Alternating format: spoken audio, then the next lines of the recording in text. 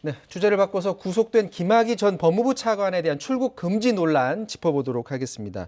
지금 김학의 전 차관이 출국 금지됐던 게 2년 전 사항인데 이게 맞습니다. 왜 지금 다시 논란이 되고 있는 거예요? 사건은 더 오래됐죠. 별장 성접대 의혹. 이것은 이제 지난 박근혜 정부 때 법무부 차관으로 임명되고 바로 터져서 며칠 만에 사임하고 내려오지 않았습니까? 네. 그런데 이게 공소시효가 지났던 일이고요.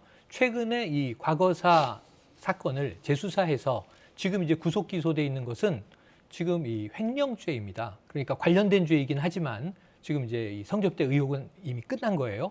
그런데 이제 그 당시에 재수사에 돌입하던 당시에 해외 출국을 시도했고 공항에서 붙잡혀 왔죠. 출국이 금지된 게 확인되면서. 근데 그 당시의 일이 불법적으로 출금을 조회하고 거의 실시간으로 177회 정도를 이제 보고 그리고 허위 문서를 가지고 이 해외 출국을 막았다. 이게 불법인데 당시에 박상기 법무부 장관 때입니다.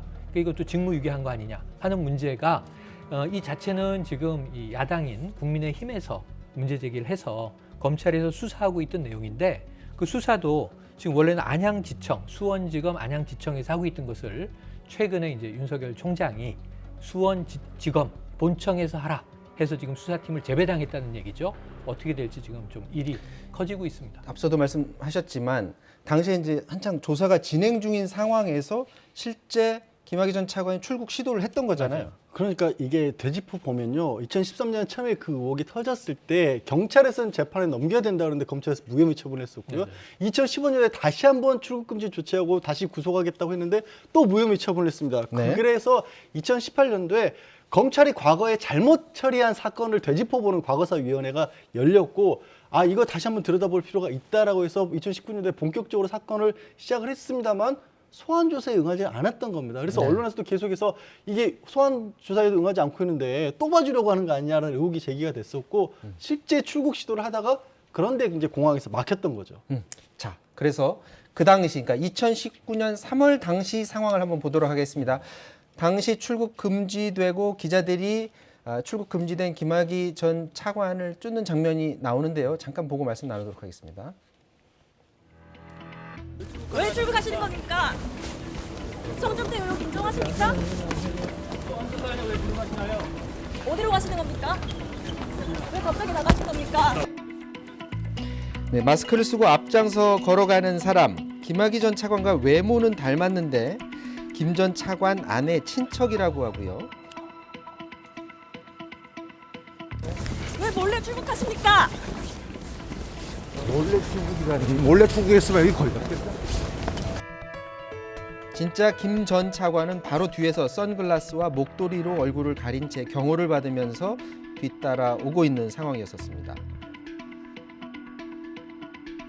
출국하시는 거였습니까? 한 말씀만 해주세요. 자, 당시에 만약에 출국 금지가 되지 않고 실제로 출국을 했다면 상황이 지금과는 좀 달라졌을 수도 있나요? 완전히 달라졌을 수밖에 없습니다. 사실은. 왜냐하면 지금 성접대 의혹과 관련해서는 2심까지도 다 무죄가 나왔습니다. 공소시효가 다 지났고요. 재판부에서도 판결하면서도 이거 이전에 수사를 제대로 했으면 이렇게 판결 안 할 수 있는데 이전에 다 검찰에서 수사가 부진했기 때문에 나는 무죄할 수밖에 없다. 대신에 항소심에 가서야 뇌물수수죄로 사실은 다른 사유로 해서 2년 6개월 법정 구속이 된 거거든요.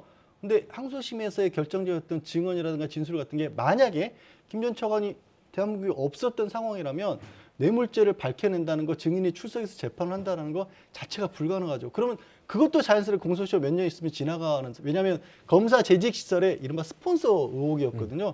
한 2013년도, 2012년도이기 때문에 2, 3년만 더 지금 시점만 됐어도 다시 기소 못하게 되는 겁니다. 근데 지금 이제 재수사에서 논란이 되고 있는 부분은 출국 시도가 아니고 출국을 금지시키는 과정이 적법하지 않았다라는 지적인 거잖아요. 그렇죠. 저게 이제 2019년 3월 22일 밤에 갑작스럽게 밤 11시에 공항으로 갑니다. 그래서 네. 정확히 23일 날 그다음 12시 20분에 태국으로 가는 비행기를 타려고 하니까 그 1시간 20분 남짓한 사이에 이 법무부, 그러니까 그때 과거사 진상조사위원회 이모 검사가 출국 금지 신청을 해서 출국 금지를 시킵니다. 법무부 장관 승인을 받아서.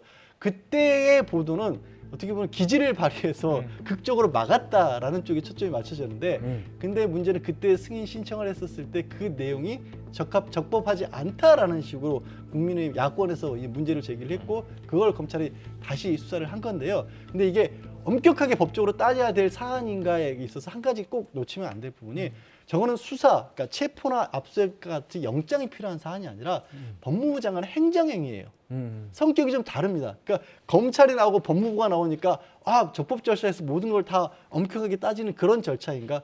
그렇지만은 않다라는 거예요. 아니 그러면 일상적으로 다른 사안에 대해서도 저렇게 선 조치 후 하는 경우가 있어요? 그게 이제 그걸 내 나라라고 하지만 저렇게까지 이게 비밀리에 누군가가 출국을 시도하는 자체가 일단 드문 일이기도 하고요. 선저치라고 하는 부분도 결국 이제 검사의 권한이 어디까지 있을 것이냐. 이게 일반적인 공무원이라고 한다라면 파견돼 있는 직무대리 검사라는 이름을 가지고 사건을 내사를 내가 시작한다라고 판단해서 문서를 만들 수 없죠. 근데 법무부의 입장은 뭐냐? 검찰은 검사 그 자체가 단독적 관청이라서 독립된 결정권을 외부의 의사에 표시를 할 수 있다는 겁니다. 네. 그래서 설령 결재 같은 것들이 사후에 받아야 되는 상황이었다고 할지라도 본인이 단독으로도 수사기관이기 때문에 이게 불법은 아니다라는 게 입장이죠, 법무부. 자, 이게 이제 당시 출국 금지 과정이 네. 이제 적법했느냐의 논란도 있긴 하지만 이제 윤석열 검찰총장이 직무에 복귀한 다음에 수사가 굉장히 신속히 네. 이루어지고 있기 때문에 야 이거 보복 수사다 이렇게 그렇죠. 주장하는 사람들이 있습니다. 추미애 추미애 장관도 장관 그리고 이제 정한준 교수 뭐 정한준 이런, 교수 이런 지난번에 분들이 지금 징계위 문제 제기를 하고 있죠. 위원장을 했던 분이죠. 정한준 교수는 아주 격한 얘기를 했습니다. 검찰 조직 내에 마치 옛날 50 시절에 하나회 같은 조직이 존재하지 않나 의심이 될 정도다. 이런 얘기를 하면서 이 김학의 건을 가지고 보복을 할 줄은 생각도 못했다.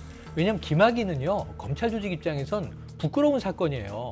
그 동영상 속의 얼굴을 보고 김학의인지 특정할 수 없었다. 그래서 시간 끌다가 공소시효 다 넘겨버린 거 아닙니까? 법적 처벌을 못하고. 그런데 이제 이 절차적 문제에 대해서 요즘에 굉장히 이 검찰의 공격이 많이 들어옵니다. 감사원도 최근에 또 절차적인 문제, 탈원전 정책도 들여다보겠다 등등. 그래서 이런 부분에 있어서 지금 여권 인사들은 보복적 수사 아니냐라고 하는 이제 좀 이 생각을 가지고 있는 것 같고요.